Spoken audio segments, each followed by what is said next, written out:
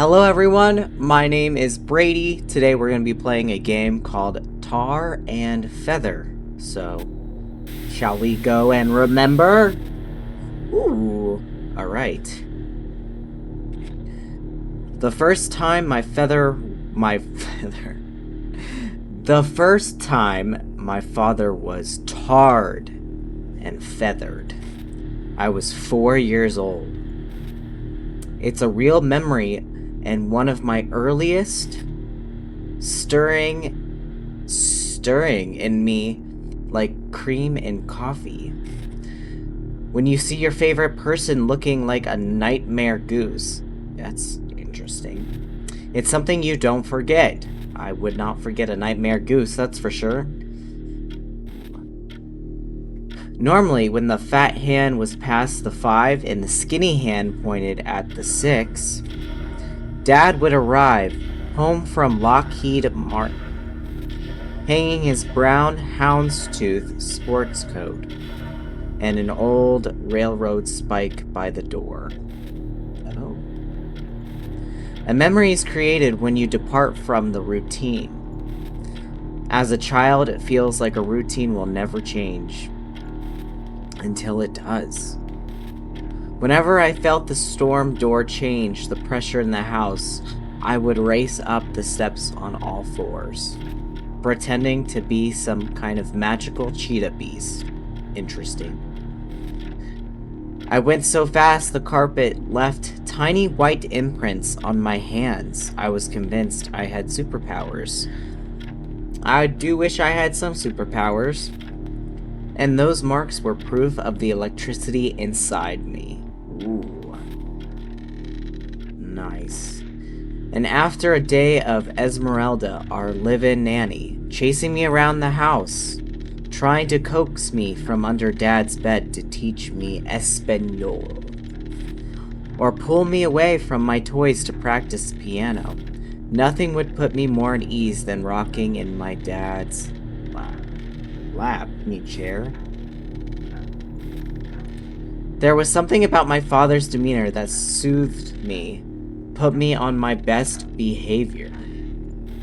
Maybe it was my 4-year-old reverence of him, or just his timing. This is creepy. He was there the right amount, never so much to get bored, gone enough to always want. I would never touch the rocking chair without him, always making sure to give it a wide berth as I tore through the house. The living room was a stagnant shrine. Dad's warmth would bring it to life upon his return each night. Aww. After I settled in his lap and told him about my day, we'd listen to music. This is sweet. He put on massive headphones that made him look like a flight crewman on the deck of an aircraft carrier. I laid my head on his chest, feeling the music vibrate through his body. Oh. But on that particular evening, something was off. Remember? Not now. Ooh. Let's try to remember. Already that fat hand was over the 6, and the skinny guy was touching the 2. Dinner was done, and Esmeralda kept looking at the door while stirring the pecan custard. I knew it was bad because she wasn't even registering my complaints. All she did was respond with tss, tss. I was plotting to kick her in the shin when I felt a shift in pressure as the storm door opened. His smell wafted in, preceding him. There he was, dark in the warning daylight. I like a freshly paved road. Remember. Oh. I was confused. I was angry. Was this my father? With tar and feather? A feeling strangled at me. It was a selfish 4-year-old's fear. Our routine would never be the same. It wasn't the tar or even the feathers that hurt me. It was the defeated look in my dad. The pathetic human was my father. I was afraid to look at him. Worse, he was afraid to look at me. Oh. He never sat in the rocking chair again. We never. That's a creepy sound. Things returned to normal, and memories do what they do. I brought up the incident once, and was met with tight faces. The things a child will say. It wasn't long until the thought of my father being tarred and feathered was met with my own doubt. A quite reasonable doubt, to be honest. How could something like that have been real? It was a TV show that bled into my memory. It was a dream that felt too real. A 4-year-old just doesn't have that strong of a grasp on reality. I was 12 when it happened to him again. Okay. Oh. I was in the back seat, scratching at Dad's oily black hair as we drove, watching the dandruff sprinkle down onto the leather harness of that. Let me read. Watching the dandruff sprinkle down onto the leather headrest of the Volvo. He had bad psoriasis, but his bushy hair hid it pretty well back then. Scratch Dad's head. Ow. Right there, yep. Ooh, that's the spot. Right there, yep. Oh yeah, ooh, that's the spot, let's remember. Now it's making me want to scratch my head. We were headed southbound on the bumpy old 2-lane highway towards our hobby ranch near Hamtown. We had purchased the 20-acre ranch the year before, replete with hundreds of aggressive emus? What? Aunt Leslie had sold the ranch to Dad for next to nothing because she didn't want Uncle Bob to get anything before she served him with the divorce papers. Damn, queen shit right there. Uncle Bob and Aunt Leslie both still lived there, on different ends of the converted pole barn, even though the divorce had been finalized. Well, you know what? It's expensive to live, so... She needed help because of her 3rd-degree armpit burn. What? And refused to ask Uncle Bob for anything. Remember. Ooh.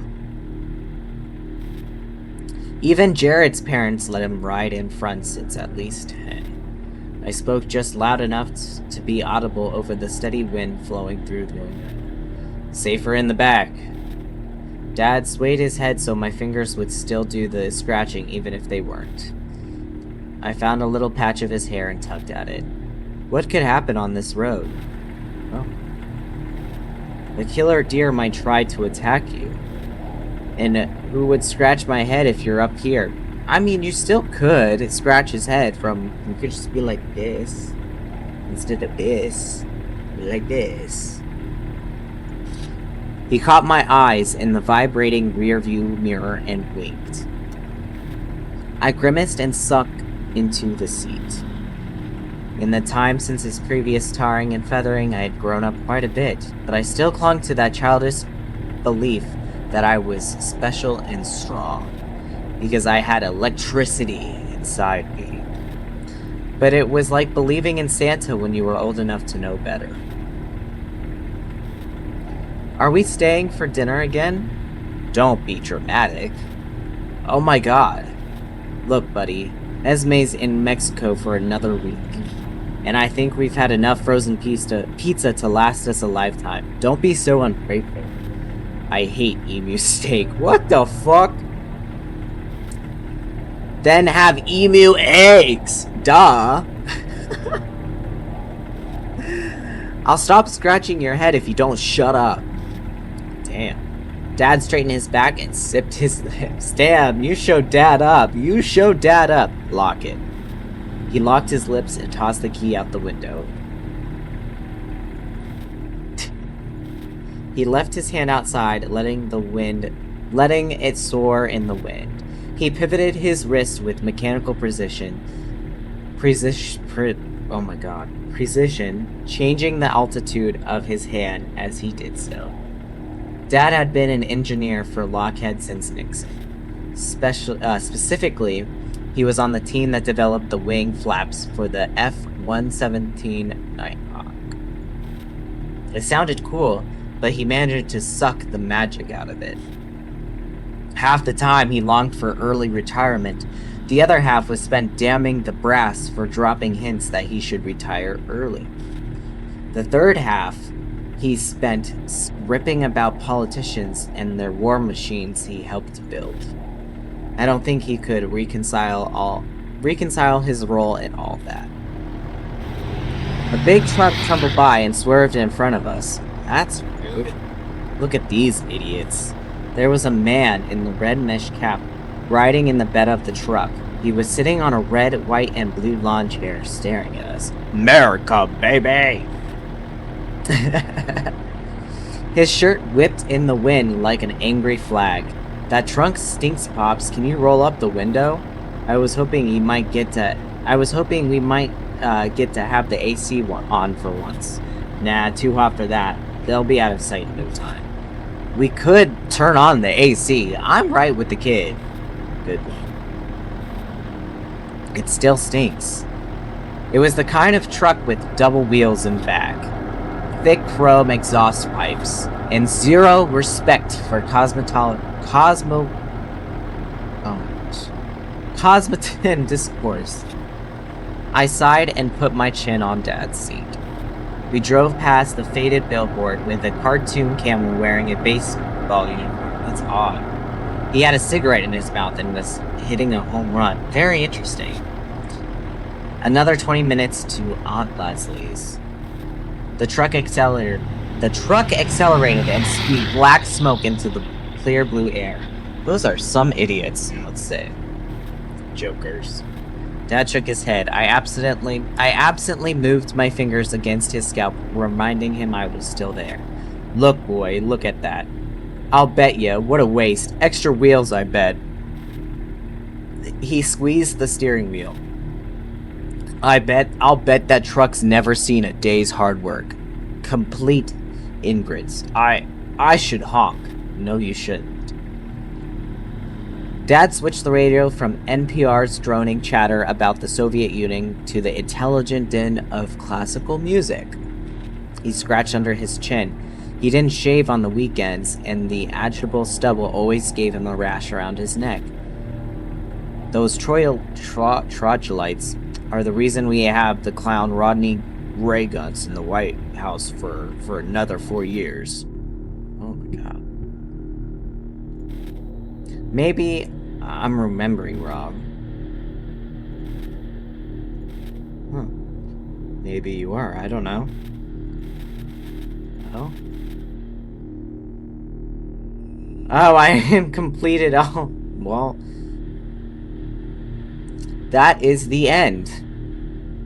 I didn't get any of these, and that's fine. So, thank you so much for watching. Feel free to subscribe, like, and or comment. I'm new to making videos, and I have a lot of fun doing so. So, if you would like to see more, check out my other videos as well. And I will see you in the next one.